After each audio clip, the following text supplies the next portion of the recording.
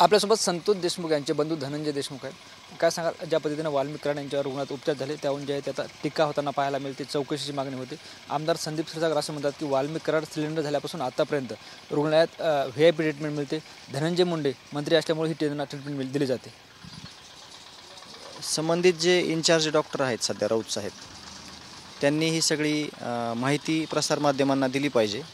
त्याचं स्पष्टीकरण समाजाला दिलं पाहिजे, कारण त्याच्याशिवाय कळणार नाही की तिथं काय होतं आहे. 4 प्रकारचे बेड आरोपीसाठी केलेले असताना त्याचं कुलूप उघडलं जात नाही. 50 रुग्ण इकडून तिकडं शिफ्ट केले जातात आणि तिथं आरोपीला ट्रीटमेंट दिली जाते ICUमध्ये. याचा विचार गांभीर्यानं करणं गरजेचं आहे. संदीप भैयानं ज्याप्रमाणे बोललेत त्याप्रमाणे सगळ्या घटनाक्रम आहे. त्याच्यावर कुठं तपास झाला का? त्याच्यावर कोणी प्रतिक्रिया दिली का? द्यायला पाहिजे ना प्रतिक्रिया. संदीप भैया ज्या प्रमाणे त्यांनी सांगितलं की हे आरोपी हे कुठंतरी ट्रीटमेंट घेत होते, त्यांना VIP ट्रीटमेंट मिळते, त्याचा तपास झाला आहे का? त्याच्यावर कोणी बोललं आहे का? ह्याचा तपास झाला पाहिजे. ह्याच्यावर स्पष्टीकरण दिलं पाहिजे संबंधित अधिकाऱ्यांनी, हे अपेक्षित आहे. मनोज जरांगे पाटील असं म्हणतात की जे कराडना ट्रीटमेंट करत होते त्या डॉक्टरांची चौकशी करा, ते सुटले तर आम्हाला सोडणार नाहीत, त्यांची नार्को टेस्ट करा. साहजिकच आहे ना, प्रश्नच तसा आहे. कारण का 4 प्रकारचे 4 बेड आहेत म्हणजे जिल्हा रुग्णालयात. त्याचं लॉक न ओपन करता, तिथं ट्रीटमेंट न घेता बाजूच्या तुम्हाला रुग्णांना शिफ्ट करून तिथं त्या आरोपीला ICUमध्ये ट्रीटमेंट दिली जाते. मग याच्यावर दादा काय चुकीचं बोललेत की तिथली चौकशी झालीच पाहिजे ना. तिथली चौकशी झाल्याशिवाय कसं कळन समाजाला? प्रसारमाध्यमांना ते आज स्पष्टीकरण दिलं पाहिजे. त्या संबंधित डॉक्टरांना विचारलं पाहिजे की असं का झालं आहे. त्याचं उत्तर आपल्याला समाजाला भेटलं पाहिजे. सामाजिक कार्यकर्त्या अंजली दमानी असं म्हणतात की जे सिव्हिल सर्जन आहेत अशोक थोरात, त्यांची बदली जी आहे ते धनंजय मुंडे व वाल्मिक कराड यांच्यामुळे झाली. त्यामुळे जे आहे तुमचे बंधू संतोष देशमुख यांच्या शवविच्छेदन अहवालावर त्यांनी संशय घेतला. तो अहवाल योग्य आहे का असं त्यांनी जे आहे ते संशय उपस्थित केला आहे. यावर सगळी यंत्रणा काम करत होती. डॉक्टर अशोक दादा यांनी जे शवविच्छेदन केलेलं आहे तर ते ज्या पद्धतीनं केलं आहे, ज्या पद्धतीने सगळे रिपोर्ट समोर आलेत, अंजलीताई यांनी संशय व्यक्त केलेला आहे. तर दादांनी पण 2 शब्द या गोष्टीवर बोललं पाहिजे प्रसारमाध्यमांना.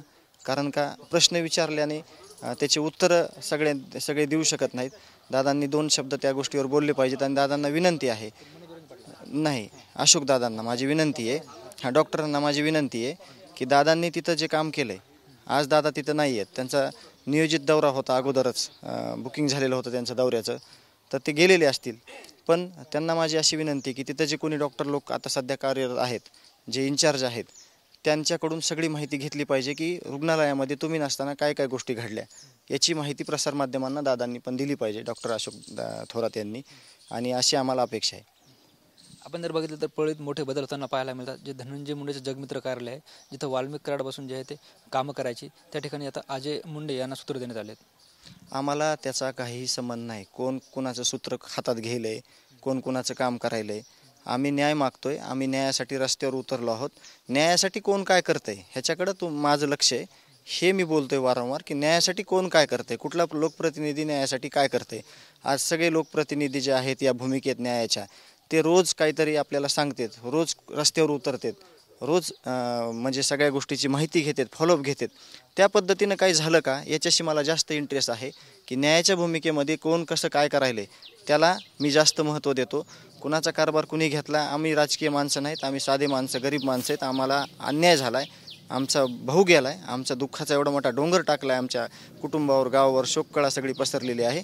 तर आमच्यावर कोणी काय केलं आहे का याच्याशी आमचं जास्त देणं घेणं आहे. बाकीच्या गोष्टीला आम्ही जास्त महत्त्व देत नाहीत. आम्हाला त्याचं घेणं देणंच नाही कोण काय करायला त्याचं. काल प्रजासत्ताक दिन होता, गावकऱ्यांच्या एक सामाजिक सलोख्याचा संदेश दिला.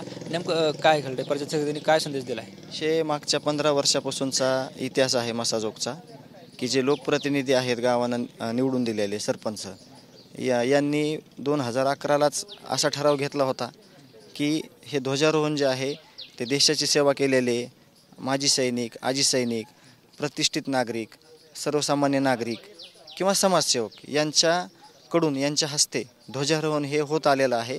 आणि यापुढेही काल गावकऱ्यांनी असा संदेश दिला सगळ्या महाराष्ट्राला की यापुढेही ही जे ठराव घेतलेला आहे गाववाल्यांनी किंवा जी प्रथा आहे देशसेवेला ज्यांनी योगदान दिलेलं आहे, जे प्रतिष्ठित नागरिक आहेत, आजी माजी सैनिक आहेत, पोलीस दलातील कार्यरत लोक आहेत, त्यांच्याकडूनच ध्वजारोहण झालं पाहिजे. त्याच दृष्टिकोनातून काल आनंदग्रामचे इन्फंट इंडिया चे संस्थापक दत्ताभाऊ बारगजे त्यांच्या हस्ते गावकऱ्यांनी ध्वजारोहण करून घेतलेलं आहे.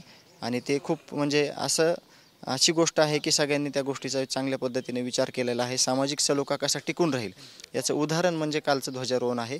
आणि ते मागच्या 15 वर्षापासून होत आहे. पुढेही ते असंच होत राहील.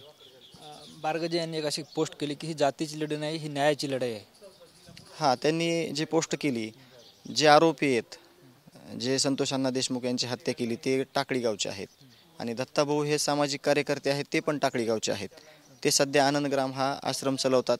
तिथं जवळपास 125पर्यंत HIV ग्रस्त, अनाथ, विधवा सगळे तिथं आहेत. त्यांना ते सांभाळ त्यांचा ते करतात, निस्वार्थी भावनेनं करतात. आणि त्यांनी इथलं ध्वजारोहण करून जी प्रतिक्रिया दिली ती अशीच आहे की जसा सामाजिक सलोखा टिकून राहील, समाजामध्ये आपण काहीतरी देणं लागतो, त्या लोकांकडून हीच अपेक्षा आहे. आणि ते वेळोवेळी व्यक्त होत आहेत. त्यांनी जी भावना व्यक्त केली ती सामाजिक सलोख्याची आहे असं सर्व गावकऱ्यांचं मत आहे. ते असंही म्हणतात की आरोपी ज्या जातीचे आहेत त्याच जातीचा मी आहे, मात्र गावकऱ्यांच्या ते सामाजिक सलोख्याचं पाऊल उचलले. आम्ही स्पष्टीकरण पहिल्या 2 दिवसापासूनच दिलं होतं की इथं कुठल्याही जातीला थारा दिला जात नाही. हा अन्याय झालेला आहे. हा कुठल्याही जातीनं केला नाही, हा विकृतीनं केलेला अन्याय आहे, ह्या विकृतीने केलेली हत्या आहे. त्यामुळे जातीचं राजकारण, जातीचं समीकरण इथं कुठल्याही दृष्टिकोनातून केलं जात नाही.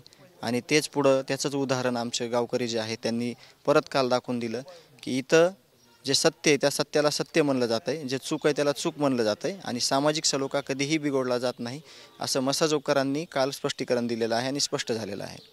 आज आपण अंतरवाली सराटी ते जाणार आहेत, मनोज जरांगे पाटलाची भेट घेणार आहेत. नेमकं कसं नियोजन असणार आहे आज जे गावकरी आहेत, प्रत्येक आंदोलनामध्ये, प्रत्येक लढ्यामध्ये हे गाव अग्रेसर असतं. दादांनी जे सगळे आत्तापर्यंतचे आंदोलनं केले, आत्तापर्यंतचे मोर्चे काढले, आत्तापर्यंत ज्या गोष्टी झाल्या त्याच्यामध्ये गावाचा सक्रिय सहभाग असतो. त्याच प्रकारे आज मी स्वतः आणि गावकरी आम्ही मनोज दादांकडं जाऊन फक्त भेट घेणार नाहीत, तिथं उपोषणात सहभागी होणार आहेत. आणि पुढील काय दिशा ठरते, त्यांचं काय मार्गदर्शन आहे.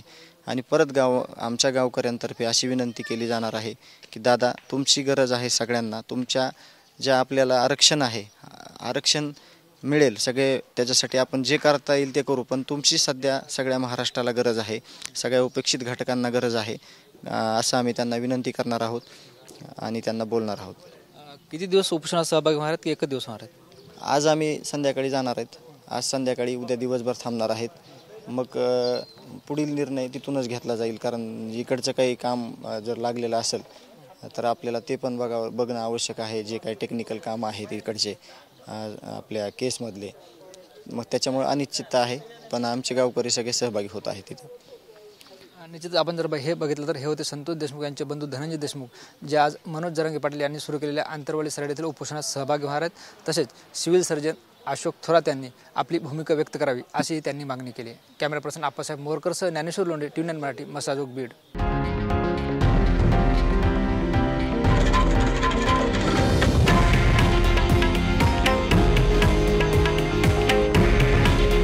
हे आहे देशातील नंबर 1 न्यूज नेटवर्क आणि आपण पाहत आहात TV9 मराठी. काळजी तुमची, हित महाराष्ट्राचं.